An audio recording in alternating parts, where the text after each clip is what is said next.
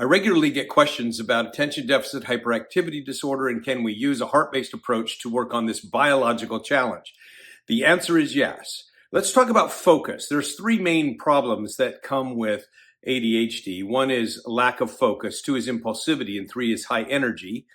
And let's just talk about focus just for a moment so I can illustrate this idea of how a heart-based approach can be very useful in dealing with a biological challenge. Inside of the human heart, there is this sense of obligation, and when developed strong enough inside of a child, then it can counter the impulse or the lack of focus issues. So if we use a heart-based approach, then we're developing this sense of character, the sense of obligation, which says I need to. And the I need to overcomes the I want to or the urge or whatever else is going on. And when it's strong enough, then it can really help a child. But it requires training. And God has designed a training mechanism within the home called obedience or following instructions that can be a great therapy for children who lack focus skills. Let me illustrate this and show you how it works. First of all, when you call a child's name to come, sometimes those children are so focused on what they're doing that they can't hear you. And so continual practice on calling your name. When I call your name, you need to come to me right away. Then what happens over time is that the child's antenna starts to grow so that they hear their name. And when they hear their name, if we're practicing this, they end up saying, I need to come now. And that sense of obligation works. Now, I say to parents, if you're going to work on this, it's probably going to require 50 times a day that you're going to call that child's name because we're trying to build this new tendency inside of the heart. We're trying to build this sense of obligation in order to make this work. So the child's going to learn how to come when called with a lot of practice, and they're going to come and say, yes, mom, or yes, dad.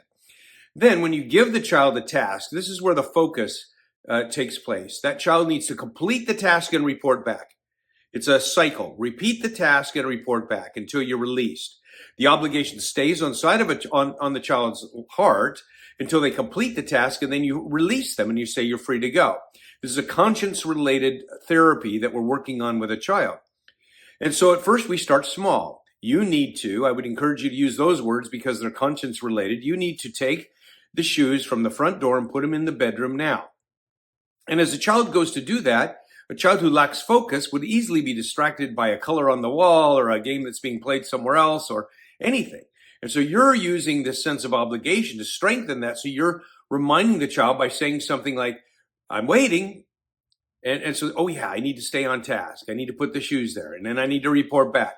So that whole loop of how long it takes the child to put the shoes there and come back is the time they're feeling a sense of obligation that comes from the conscience so that they can stay on task. And with a lot of practice with this, then a child starts to develop this very important focus ability. Another thing we do is I'm working with a child who struggles with lack of focus and he's trying to do his math. I'd say, okay, let's develop some strategies so you can get your problems. How many problems do you think you could do without losing focus? Oh, I could do 5. I said, well, let's try 2. And so he starts working on his math and he gets 2 problems done and reports back. And I said, that's great. 2 problems. You were able to do that. Go back and try to do 2 more. Now it's not a novel idea. Now it's not new. And so sometimes the child will have will lose focus. I'll say, oh, stop right there. Let's stand up behind your chair. Get ready, get back in there and focus now. Try to get those 2 problems done.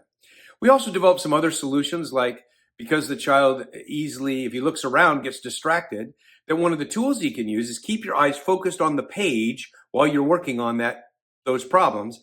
And sometimes the pencil's a problem because the child is distracted by the pencil. And so let's keep the pencil point on the corner of the page until you're ready to use it.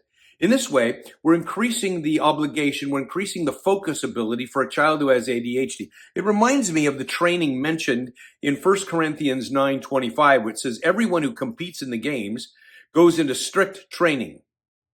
They do it to get a crown that will not last, but we do it to get a crown that will last forever. And I would suggest that as you're doing the training of a child, you're helping them in the game of life to learn life skills that will last forever. So we practice with children over and over and over again. And in doing so, we start to develop some heart qualities that help them deal with this biological challenge that they're experiencing.